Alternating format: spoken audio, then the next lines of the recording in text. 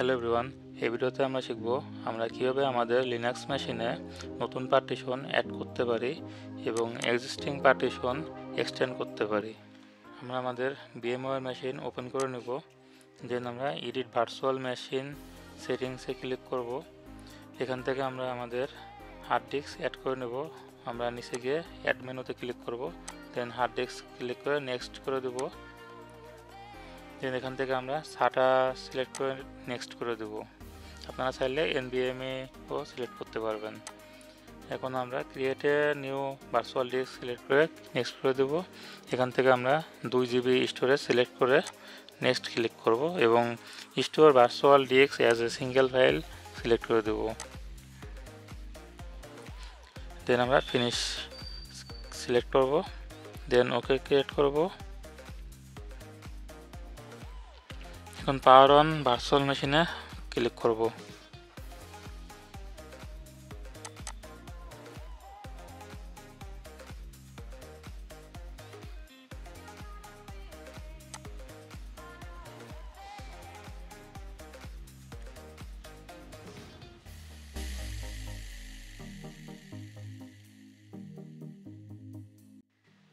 এখন আমাদের লিনাক্স মেশিনটি ওপেন করে নেব এবং আমরা এখানে lsblk কমান্ড দেব। lsblk কমান্ডের মাধ্যমে আমাদের মেশিনে যত ব্লক ডিভাইস বা SSD বা হার্ড ডিস্ক আছে সবগুলো আমরা দেখতে পাবো।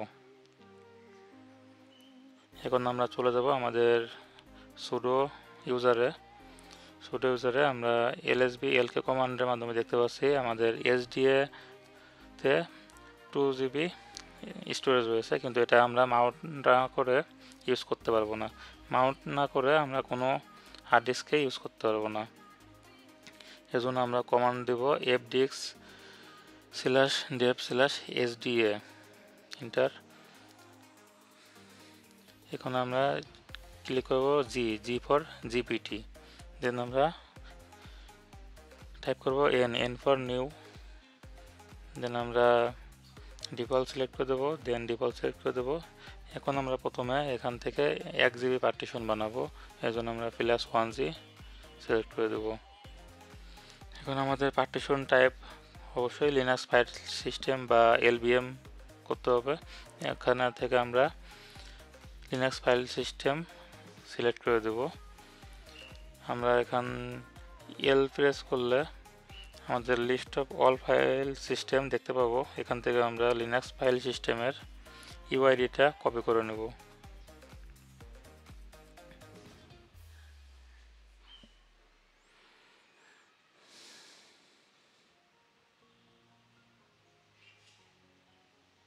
ইউআইডিটা এখানে পেস্ট করে দেব। এখন আমরা ডাব্লু প্রেস করব, ডাব্লু ফর রাইট।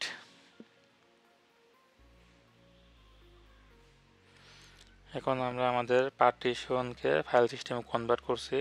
এখন এটাকে আমাদের ফরম্যাট করতে হবে। আমরা lsblk কমান্ড দিয়ে দেখতে পাচ্ছি SDA অলরেডি ক্রিয়েট হয়ে গেছে এবং মাউন্ট পয়েন্ট পার্ট লেখা আছে। এখন এটাকে আমাদের ফরম্যাট করতে হবে। ফরম্যাট করতে আমরা ইউজ করব mkfs ডট যে কোনো ফাইল সিস্টেম। আমরা এখানে ইউজ করছি ext4, so mkfs dot ext4 enter দিয়ে দেবো।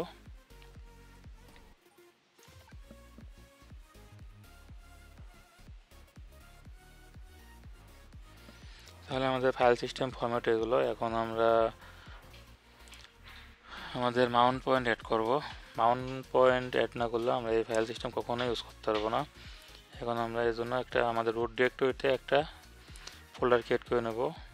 mkdir part1 নামে একটা ফোল্ডার ক্রিয়েট করে নিলাম।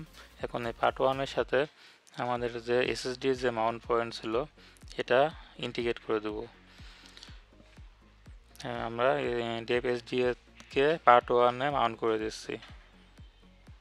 এটা হলো আমাদের টেম্পোরারি মাউন্ট। আমরা যখন ফাইলস বা আপনার পিসি রিবুট দেব তখন এটা চলে যাবে অটোমেটিক্যালি।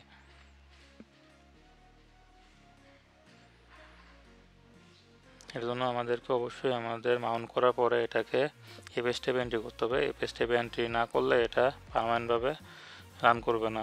পার্মানেন্ট রান না করলে আপনারা যখন VMware রিবুট দেবেন তখন আপনাদের রেস্কিউ মোডে চলে যাবে মেশিন।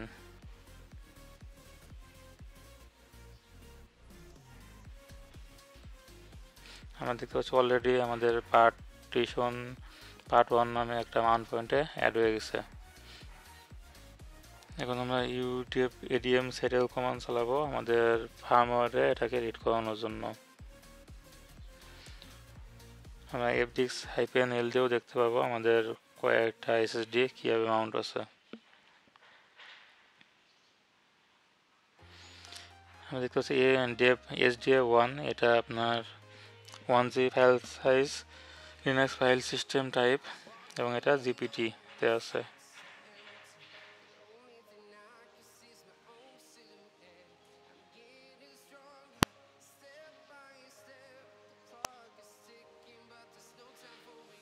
এখন আমরা আমাদের ব্লক আইডি বের করে নেব। আমরা যে dev SDA1 এ মাউন্ট করলাম এই SDA1 কে আমরা ব্লক আইডি বের করে নেব, UID যেটাকে বলে। UIDটা আমরা কপি করে নেব, কপি করে এটাকে অবশ্যই FS ট্যাবে এন্ট্রি করতে হবে।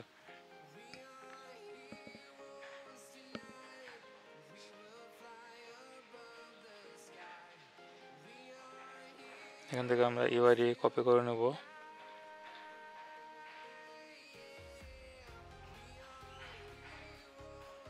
এখন আমরা BIETC FS ট্যাবে এন্ট্রি করব এটাকে।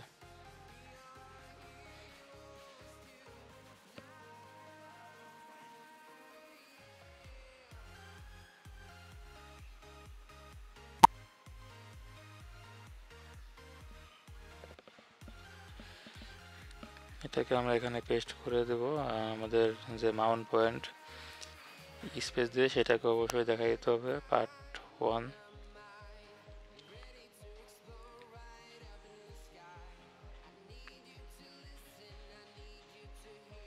দেন আমাদের ফাইল সিস্টেম টাইপ, আমরা এখন ফাইল সিস্টেম টাইপ ছিল ext4, দেন ডিফল্টস 00, দেন এটাকে আমরা সেভ করে নেব।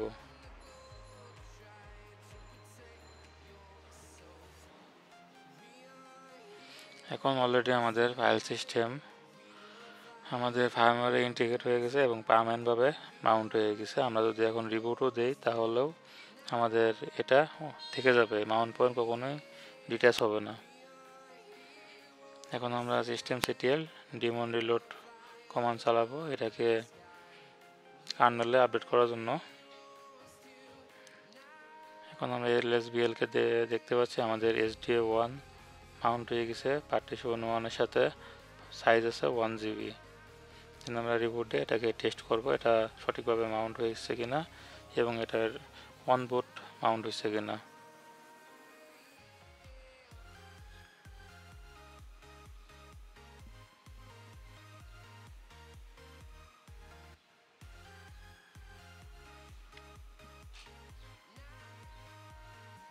এখন আমরা lsbl কে কমান্ড দিয়ে দেখতে পাচ্ছি এটা অন বুট মাউন্ট হয়েছে, মানে রিবুট দিলেও এটা পারসিস্টেন্স করছে। এখন আমরা আমাদের স্টোর নিয়েছিলাম 2GB SSD SDA ছাড়া ড্রাইভ নিয়েছিলাম। এখন আমরা SDA1 1GB পার্টিশন ক্রিয়েট করছি, কিন্তু আমাদের এখনও 1GB পার্টিশন পড়ে আছে। তো আমরা 2GB পার্টিশন একসাথে ইউজ করতে পারবো না, আমাদের কিছু পার্টিশন ফাইল সিস্টেম অ্যাটাচ এবং ডিট্যাচ হতে ইউজ হয়। এই জন্য আমরা 900 MBর আর একটা পার্টিশন ক্রিয়েট করে নেব।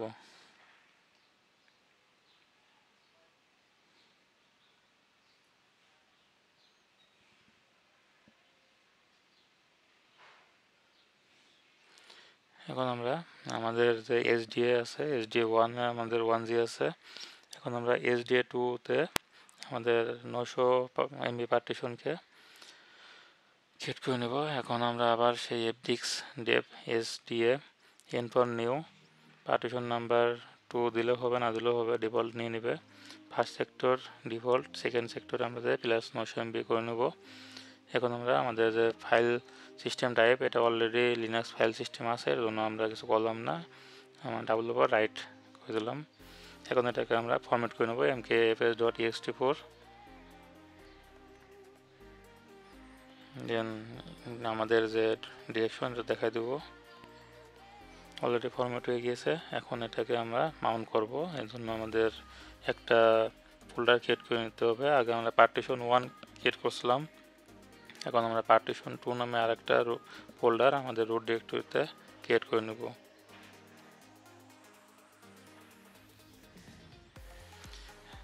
এখন আমরা এই ফোল্ডারের সাথে আমাদের ডিস্ককে মাউন্ট করে নেব। তো মাউন্ট স্পেস দেব SDA2 পার্ট 2 এর সাথে মাউন্ট করে নেব। তাহলে অলরেডি এটা মাউন্ট হয়ে গেল। এখন আমরা এটাকে কার্নেলে রিডেবল করতে udevadm settle কমান্ড দিয়ে দেব।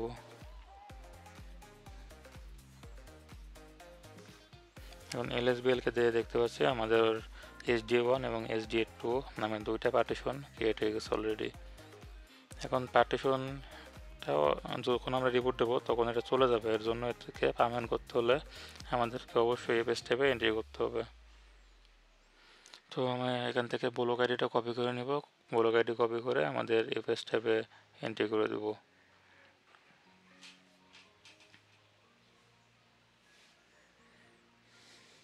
BIETC F step. এখন আমরা নিচে একদম নিচে আমাদের কপি করা ইউআইডিটা পেস্ট করে দেব।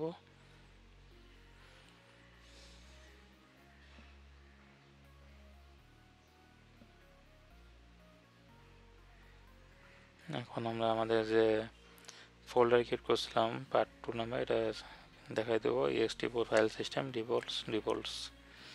এখানে ডিফল্টসের এখানে আপনারা চাইলে এখানে রিড রাইট অ্যাক্সেস দিতে পারেন বা বিভিন্ন অ্যাক্সেস দিতে পারেন। এখন আমরা এটাকে সেভ করে নেব। এখন আমরা দেখতে পাচ্ছি আমাদের SDA যে পার্টিশন নিয়েছিলাম 2 GB SATA ড্রাইভ, এখান থেকে আমরা 1 GB নামে একটা পার্টিশন এবং 900 MB নামে আর একটা পার্টিশন আমরা এখান থেকে ক্রিয়েট করে নিছি এবং এটাকে মাউন্ট করছি বুটেবল মাউন্ট, যাতে এটা রিবুট দিলেও থেকে যায়। ধন্যবাদ আমার ভিডিওটি দেখার জন্য। যদি কোনো উপকার হয় অবশ্যই আমাদের চ্যানেলটিকে আপনারা সাবস্ক্রাইব করে দেবেন।